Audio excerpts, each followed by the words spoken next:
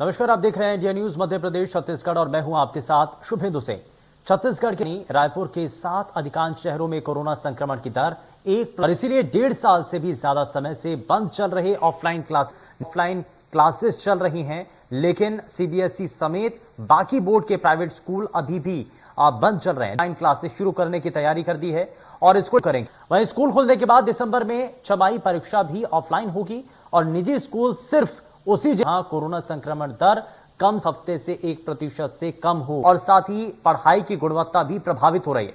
Offline classes शुरू करने को भी मैसेज भेज रहे हैं और लंबे समय से ऑफलाइन चल रहे बच्चों पर अब नकारात्मक असर देखने को मिल रहा है, जिसको लेकर के आज हम चर्चा करेंगे, जिसमें हमारे साथ कुछ खास होंगे और साथ ही आपको बताएं। लेकिन जिस तरीके से तस्वीरें हैं, जानकारी है, और उससे पहले ऑफलाइन क्लासेस शुरू करने पर क्या कह रहे हैं लोग, जरा वो भी आप सुनिए।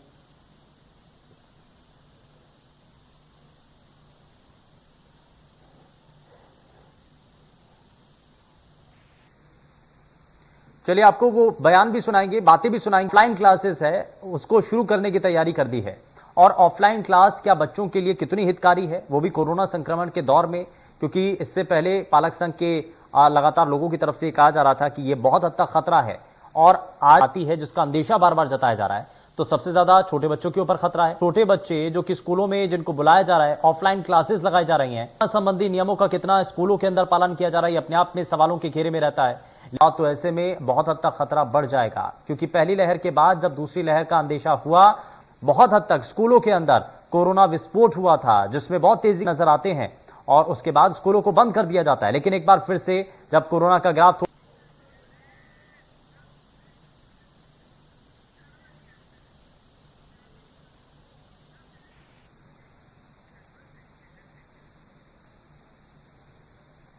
चलिए, इस बीच हमारे दिनेश शर्मा कार्यक्रम में जुड़ चुके हैं और साथ ही साथ हमारे साथ प्रीति कार्यक्रम में जुड़ चुकी हैं। प्रीति जी, बहुत स्वागत है आपका। क्योंकि प्रेशर क्रिएट कर रहे थे, वो चाह रहे थे कि बच्चों को स्कूल से बच्चों की पढ़ाई प्रभावित हो रही है। अब ऐसे में आपको नजर आता है और क्या वाकई में संक्रमण का दौर है जब किसी को लोगों के द्वारा अपने बच्चों की, अपने नजदीकियों की चिंता करते हुए लगातार ये कार्यक्रम प्रायोजित करते हैं और हमारी बातें सरकार तक पहुंचाने की कोशिश की। बिल्कुल, आप बार बार मैं इस चैनल में आ चुका हूं और मैं घोर विरोध कर चुका हूं जो स्कूल खोलने के लिए जो षड्यंत्र रचा जा रहा है। और स्कूल खोलना नहीं चाहते कोई स्कूली मैनेजमेंट, बच्चों के वो नहीं है, हितधारी नहीं, वो सिर्फ अपनी फीस वसूली का जरिया हथकंडे अपनाने के लिए अलग अलग तरीके अपनाते हैं। पिछले 2 साल में उनको बच्चों की चिंता होती, तो जब हम ऑनलाइन आदेश नहीं लाते स्कूल खोलने का, ऑनलाइन क्लास की जो फीस माफ हुई थी उसके लिए, और यदि सरकार बोल रही है, जब सरकार के सचिव जी का बयान भी आ चुका है कि कोई ऑफलाइन क्लास बंद नहीं होगी, तो यदि निजी स्कूल सरकार का भी कहना नहीं मान रही, तो आप समझ सकते हो कि वो मर्जी से मनमानी तरीके से शुरू चल रही है और इसका विरोध हम लगातार कर रहे हैं। हाँ। और ये सिर्फ और सिर्फ निजी स्कूलों का हथकंडा है। निजी स्कूल वाले मनमानी तरीके से अपनी फीस वसूली के लिए बच्चों को अलग अलग तरीके से प्रताड़ित करने की कोशिश कर रहे हैं। थोड़ा सा आगे बताऊं, प्रीति उपाध्याय हमारे साथ कार्यक्रम में है। प्रीति जी, संक्रमण कम हो रहा है और निजी स्कूलों की तरफ से इसीलिए दलील किया स्कूलों में बच्चों को भेजना चाहिए ताकि उनकी जो पढ़ाई एक जो लंबे समय से प्रभावित हुई है संक्रमण के दौर के बाद से ही, कई बार स्कूल की खुले को कर दिया गया खतरे की वजह से, लेकिन अब वापस से संक्रमण कम हो रहा है, केसेस कम हो रहे हैं, तो स्कूलना और साथ ही बच्चों को अब ऑफलाइन क्लासेस देना ये बड़ा जरूरी हो गया, ये दलील दी जा रही है। आपको इसमें क्या नजर आता है, क्या वाकई में सुरक्षित है और सही कदम है? देखिए, स्कूल बंद हुए, हमें ध्यान रखना होगा से बच्चे स्कूल नहीं गए हैं और बच्चे ये इस दौरान पढ़ाई तो मिस हुई ही है, क्योंकि ऑनलाइन लर्निंग जो होती है बच्चों की अफेक्टेड हुई है और स्कूल ड्रॉप आउट बहुत हुआ है। इससे बड़ा चैलेंज अब सरकार के पास ये आ गया है कि स्कूल ड्रॉप आउट इतने बढ़ गए कि वापस उन बच्चों को जो पूरी तरह से अब कट गए स्कूल से, उन्हें वापस स्कूल सिस्टम में लाना मेन स्ट्रीम में एक बहुत बड़ा चैलेंज बन चुका है ऑलरेडी।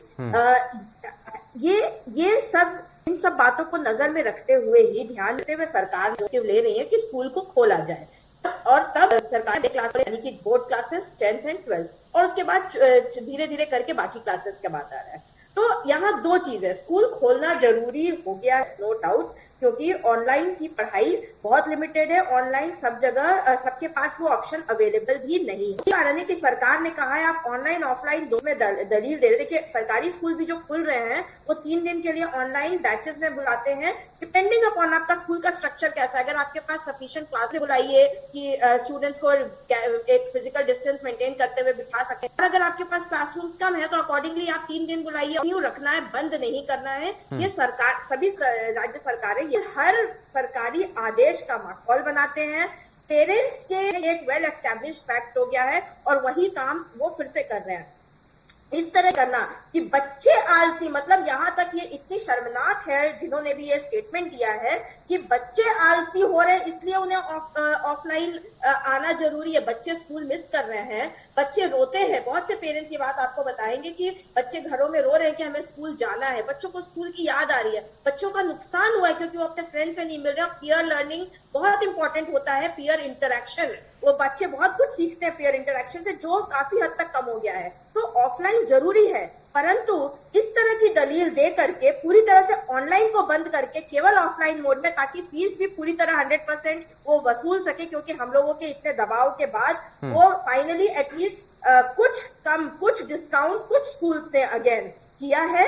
और ऑफलाइन में अगर वो पूरी तरह आ जाएंगे तो पूरी फीस वसूलेंगे। तो ये उनकी मंशा जो है, देखिए बात यहाँ मंशा की है। अगर मंशा उनकी रहेगी बच्चों के हित की, तो वो दोनों मोड में चलाएंगे, बैचेस में बुलाएंगे बच्चों को, जो इंपॉर्टेंट सब्जेक्ट्स है उसको, जो सब्जेक्ट ऑनलाइन किया जा सकता है उसे ऑनलाइन मोड में रखेंगे। तो इस तरह की प्लानिंग करेंगे। लेकिन ऑनलाइन पूरी तरह बंद कर दिया जाए, ऑफलाइन मतलब ऑप्शन ही नहीं रहेगा, तो पेरेंट्स मजबूरी में ऑफलाइन भेजेंगे और फिर ये पूरी फीस वसूल सकेंगे। नहीं, इसके लिए लेकिन सबसे बड़ी चीज तो ये है, सबसे बड़ी चीज तो इसमें ये है प्रीति जी, में अभिभावक जो हैं उनसे भी सबसे पहले कंसल्ट किया जाएगा, उनसे पूछा जाएगा कि वो क्या चाहते हैं, वो इस पर क्या कहना चाहते हैं, क्या वाकई में वो चाहते हैं कि उनके बच्चे स्कूल में आकर के पढ़ें, ऑफलाइन क्लासेस लें। लेकिन इसमें दिनेश शर्मा जी, ये आपको क्या नजर आता है, जो तक अपने बच्चों को घर में रख रहे हैं, ऑनलाइन क्लासेस दिलवा रहे हैं, हालांकि कुछ हद तक तो चैलेंजेस हैं, बहुत सारे ऐसे इलाके हैं जहां पर नेट से होंगे, जिनके पास उतने तकनीक नहीं होगी, उतना सक्षम नहीं होंगे, और वो चाहते भी होंगे कि ऑफलाइन क्लासेस जल्दी से जल्दी शुरू हों, लेकिन इस एवज पर नहीं कि संक्रमण का खतरा बना रहे।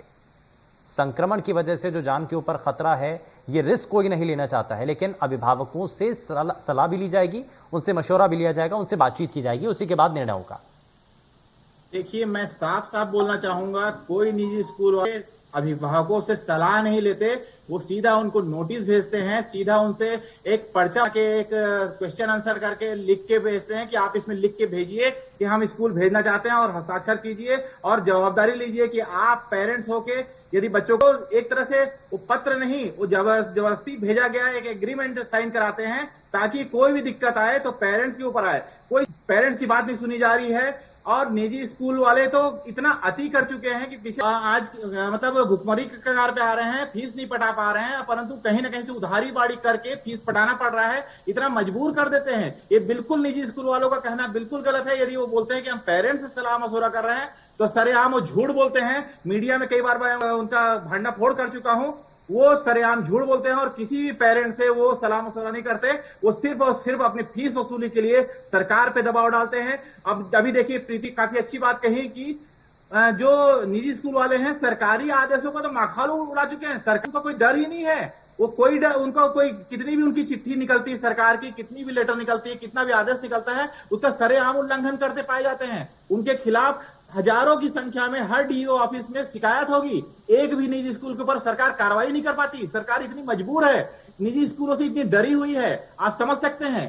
तो इसलिए तो क्या पेरेंट्स से बात करेंगे? वो इतने अभी घमंड में चूर हैं वाले कि पेरेंट्स से बात नहीं, वो सीधा आदेश करते हैं, फरमान जारी करते हैं। पहले भी सर दिनेश शर्मा जी, इससे पहले भी जब बच्चों को स्कूल में भेजने के लिए कहा गया, को स्कूल है, ये कहा भी गया जब ऑनलाइन क्लासेस और ऑफलाइन क्लासेस दोनों चलेंगी, तो उस वक्त एक परफॉर्मा जो अभिभावक हैं, जो पेरेंट्स हैं, उनसे साइन करवाया जा रहा था।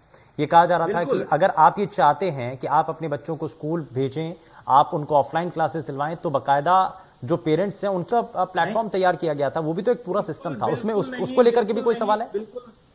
बिल्कुल नहीं। मैं साफ साफ इसमें बोलना चाहता हूँ, पेरेंट्स को यदि प्रोफार्मा भेजा जाएगा, और वो तो चलिए, हम लोग तो एजुकेशन एक्टिविस्ट हैं, प्रीति जी काफी अच्छी समाज सेविका हैं, और मतलब हम लोग एक बार भीड़ में रहने वाले लोग हैं, पर जो घर में अकेला पेरेंट्स है वो किसके पास जाएगा? उसको दबाए उस पर्चा में, वो बिल्कुल स्वेच्छा से नहीं कर रहा है, वो मन से नहीं कर रहा है, वो दबाव में बुलवा रहे, क्योंकि स्कूल वालों को पता है ये अकेला पेरेंट्स है, ये क्या कर लेगा। ये डीओ ऑफिस जाता है, शिकायत करने से शिकायत नहीं सुनी जाती, कलेक्ट्रेट में शिकायत देता है, कहीं भी उसकी शिकायत नहीं सुनी जाती। आखिरी में वो मन मार के बच्चों के कारण सिर्फ दबाव में आके वो पर्चा साइन करता है। एक भी पेरेंट्स यदि ये बोल दे कि मैं स्वेच्छा से भेज रहा हूं, तो मैं अभी आप बताइए, मैं जो लेकिन बोल बड़ा रही सवाल तो ये है कि ऑफलाइन की तरफ अब इतना दिया जा रहा है, ऑनलाइन क्लासेस चल रही हैं, संक्रमण भी चल रहा है दूसरी तरफ, तो ऑनलाइन क्लासेस के जरिए जब पढ़ाई हो रही है, प्रीति उपाध्याय जी, मैं ठीक है दिनेश जी मैं वापस लौटता हूं आपके पास, लेकिन प्रीति उपाध्याय जी, जब ऑनलाइन क्लासेस के माध्यम से पढ़ाई हो रही है, ठीक है थोड़ा सा उसमें, लेकिन जान से ऊपर तो नहीं है ना।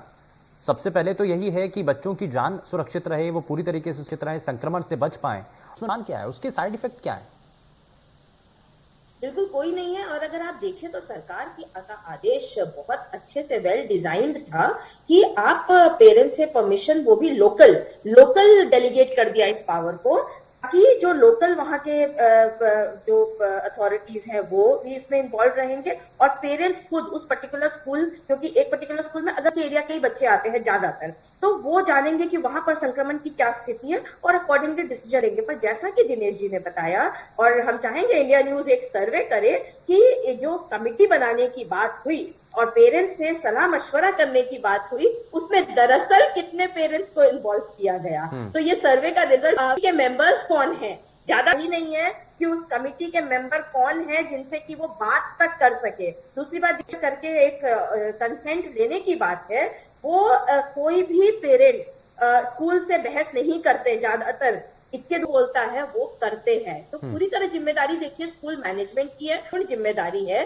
कि आपने आदेश तो बहुत अच्छा निकाल दिया, पर उसका इम्प्लीमेंटेशन हो रहा है या नहीं, तो सरकार का काम है। वहां पर सरकार बहुत कुछ भी करती हुई दरअसल नजर नहीं आती है। ऑर्डर पास कर दिया, well designed order no doubt, लेकिन अच्छा स्कूल जो चल भी रहे हैं, नहीं करते हैं अभी जो आधी क्षमता के साथ जो स्कूल चल रहे हैं, जिसमें बच्चों को भेजा भी जा रहा है, एक चीज और जोड़ देता हूं मैं प्रीति जी, उसके बाद आप अपना बात पूरी कीजिएगा, कि अभी आधी क्षमता के साथ अगर स्कूलों में बच्चों को बुला भी जा रहा है, तो सोशल डिस्टेंसिंग का पालन, मास्क, सैनिटाइजर, क्या ये सभी व्यवस्थाएं हैं? अगर ठीक है बच्चों को भेजा भी जा रहा है तो सुनिश्चित होनी चाहिए ना।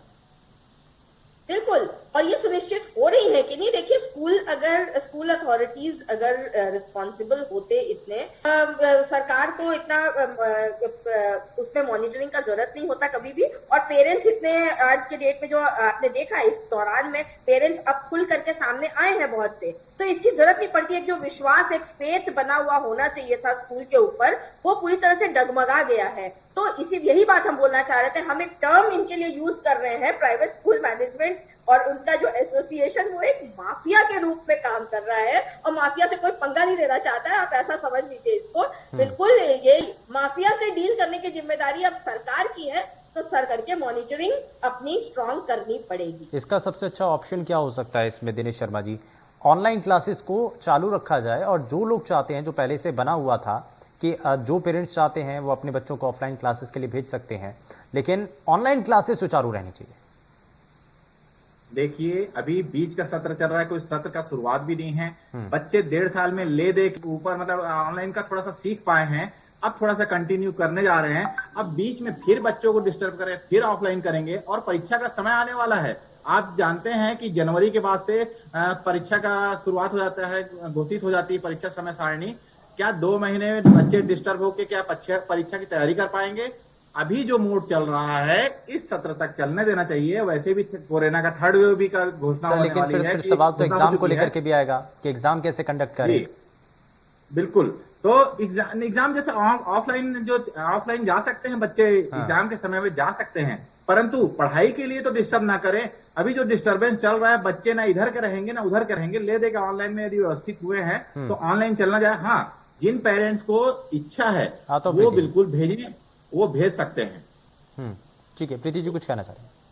जी दिनेश जी जो बात कर रहे हैं दरअसल वही देखिए पूरे 1.5 साल में पेरेंट्स अब जाकर के इन्वेस्टमेंट किए हैं, चाहे वो कंप्यूटर खरीदना हो, लैपटॉप खरीदना हो या वाईफाई कनेक्शंस लेना हो, तो ये पूरा इंफ्रास्ट्रक्चर पेरेंट्स ने अपने बच्चों के एजुकेशन के लिए, या ध्यान दीजिएगा इंडिया में खाने पीने के बाद मैक्सिमम खर्चा पेरेंट्स अपने बच्चों के एजुकेशन पे ही करते हैं, तो पेरेंट्स ने ये इंफ्रास्ट्रक्चर तैयार किया। प्राइवेट स्कूल्स ये इंफ्रास्ट्रक्चर के लिए जो अब दोनों क्लासेस दोनों मोड में चलाने के लिए उन्हें जो एक्स्ट्रा एफर्ट लगाना होगा उससे बचने के लिए वो ये सारा प्रेशर पेरेंट्स पे डाल दिए। मतलब 1.5 साल भी पेरेंट्स ही परेशान हुए, आगे भी पेरेंट्स ही परेशान होते रहे। प्राइवेट स्कूल मैनेजमेंट अपनी रिस्पॉन्सिबिलिटी पूरी नहीं कर रहा है, तो ये यहाँ पर आवाज उठानी, इसीलिए थैंक यू इंडिया न्यूज को साधुवाद है कि आपने इस मुद्दे को उठाया और इसको जोर देना जरूरी है कि प्राइवेट स्कूल एसोसिएशन अपने पूरे स्कूल्स को मैसेज करे कि इंफ्रास्ट्रक्चर आप ऐसा मेंटेन करें कि ऑफलाइन ऑनलाइन दोनों, ताकि पेरेंट्स के पास ये चॉइस रहे, जिसकी जैसी सहूलियत वो वैसा कर सके। और सरकार को चाहिए कि ये मॉनिटरिंग करे और इंश्योर करे कि दोनों मोड चालू रहे। ठीक है, अब दोनों मोड चालू रहने चाहिए, यही मांग है। खैर बहुत शुक्रिया दोनों ही खास मेहमानों का कार्यक्रम में शामिल होने के लिए, अपना कीमती समय इंडिया न्यूज़ को देने के लिए। लेकिन जब क्लासेस एक बार फिर से ऑफलाइन करने की बात की जा रही है तो यहाँ मांग ये भी है कि ऑनलाइन क्लासेस को फिलहाल के लिए बंद नहीं करना चाहिए, क्योंकि कोरोना का संक्रमण अभी भी बना हुआ है, यानी कि खतरा अभी भी बना हुआ है। ऐसे में इस खतरे को देखते हुए कोई भी बड़ा फैसला लेने से पहले कई बार सोचना चाहिए। पेशकश में फिलहाल के लिए बस उतना ही। नमस्कार।